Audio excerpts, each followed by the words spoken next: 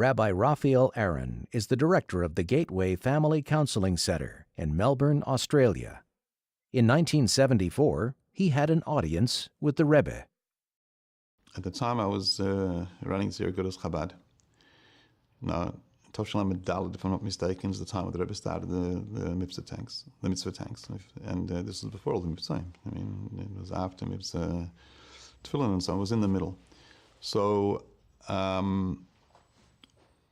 So I was running it, and we had a lot of problems in Australia, in Melbourne, you know, with the shtulm and the noise and the music and the banners and so on. So I said to the Rebbe, I'm trying to run this, but I'm getting a lot of opposition.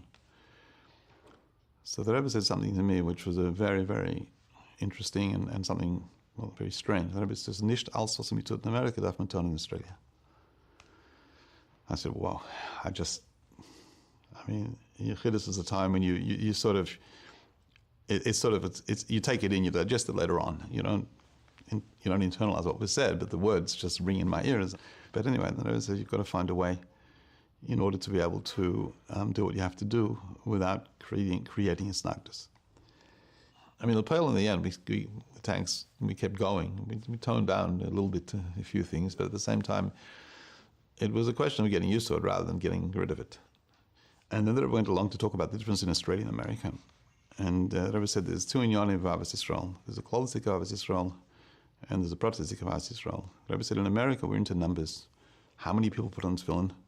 How many places we went to, how many shluchim went out. In Australia, the whole approach is a different approach. It's on a level of pnimius. In other words, it's not simply a matter of getting a lot of people to a function. It's not simply a matter of having a big rally. It's a matter of whatever that means. Ahavas Yisrael in Bifrat and working, the Rebbe's words were in a pnimiustic oif, and from what I understand, means that it's actually on a more connected basis, if that's the correct word.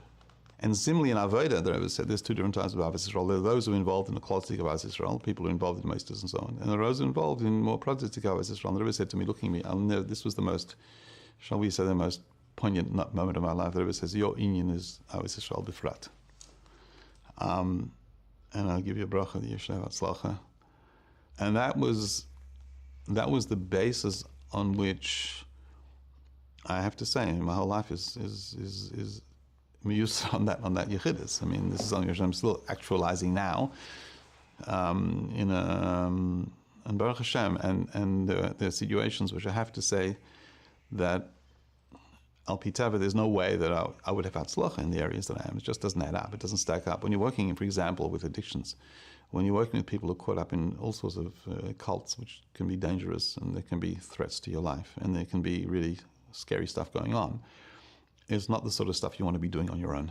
You don't want to be taking this on. The achrayus is too big. It's probably built achrayistic to do it. It's probably you're putting yourself in a matzav sakana in certain situations. So this bracha has something which has not just been in inspiration, but it's also been the koyach which has allowed certain matters to unfold and stories to evolve, without which they would not do that, without a doubt.